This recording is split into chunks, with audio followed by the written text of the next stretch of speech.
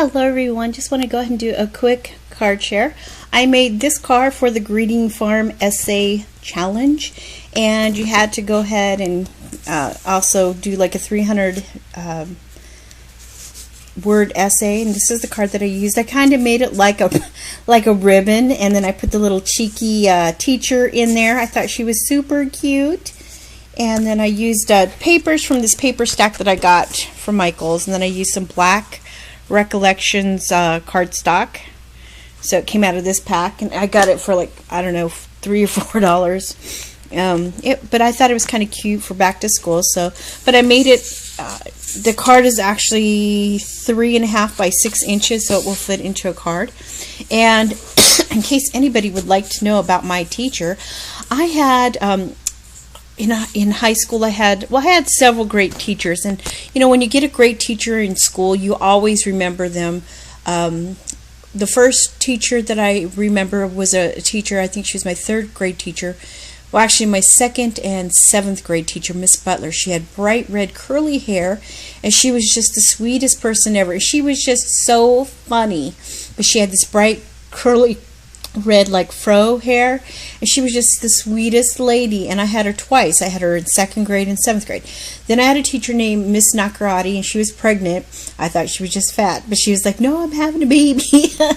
So anyways, she was actually one of my 3rd grade teachers, and she always read to our class. So she was a teacher that always, I always remember as Miss Nakarati. She was from Connecticut. She used to tell us that in the mornings where she lived at in Connecticut, she would look off into the ocean and see the whales and the dolphins in the morning in the sunrise. So I always remembered her. And then, of course, my very favorite teacher.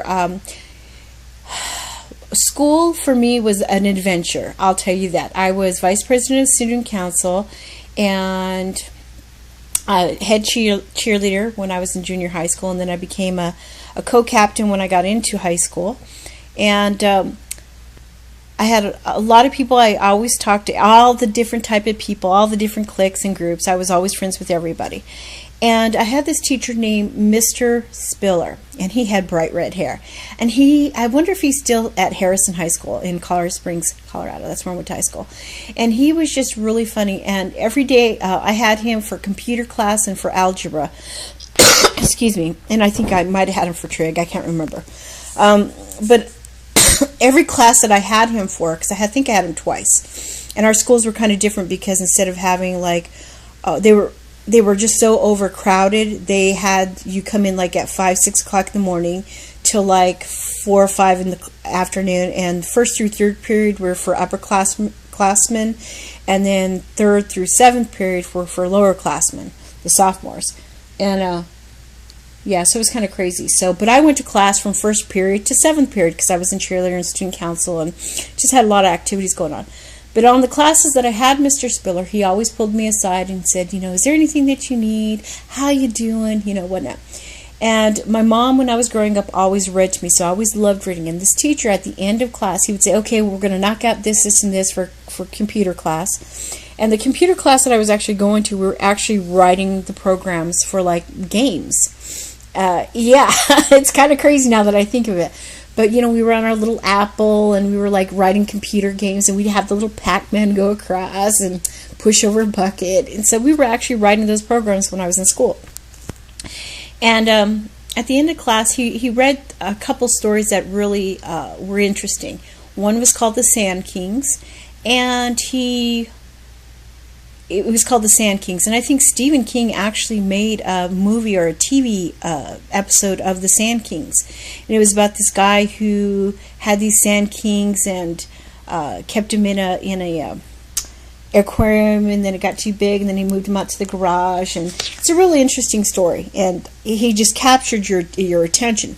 Then he also read us Interview with a Vampire. I think that's by Anne Rice. And he just had you on the edge of your seat. And so he would try to, just have an amazing class. And so you knock out your stuff in class. In the last 10 or 15 minutes of class, he'd start reading a chapter of this book that he was reading. So we were always just really excited to hear about his stories. And, he was a really great teacher. And, for not everybody that, for a lot of people, going to school is an adventure and it's an escape from your home life. I'm just throwing that out there. So for me, school was really a great getaway, and like I said, I really had, I really enjoyed his class. He made you, I guess I want to say, he made you feel worthy, and that you were worth something, and that you would achieve something, and he encouraged you. And I think that's what is important. Is always to feel that you can do the impossible, that you can accomplish anything if you put your mind to it. So that was my teacher about Mr. Spiller. I've had like some really crazy teachers in school. I also had a teacher named Dr. Ray who threw an eyeball, a cow eyeball, that we had to dissect across the room, and it bounced like a rubber ball when I was in 7th grade. And then I had this other teacher that was he used to always talk about der Wiener Schnitzel. I don't know if y'all have those where you live, but I know in Colorado they're this like pizza, or they're like schnitzel places, and you can get schnitzel and cheese and stuff. Anyways, he used to always talk. His name was Mr. Wunderlich, and he was really funny too. But anyways, that's my little share. I hope you like my little card that I made. I just used a 3-inch scalloped round, and then a 3-inch round. I just made some little banners to make it look like a ribbon that you would keep on your lapel, and then I just put a little strand across the bottom that says I love school and whatnot. But I thought I'd go ahead and share my entry for this challenge and share a little bit about you. And for those who don't know, I went to nursing school, and it was like I guess that when I was actually in clinicals, it was the hardest time of my life, because I was a single parent trying to go to school, work overnight, and and I probably got 4 hours of sleep for 2.5 years till I graduated. And so to me, it was a very interesting thing. I started out with 43 people in my class, and I was one of 7 nurses that graduated.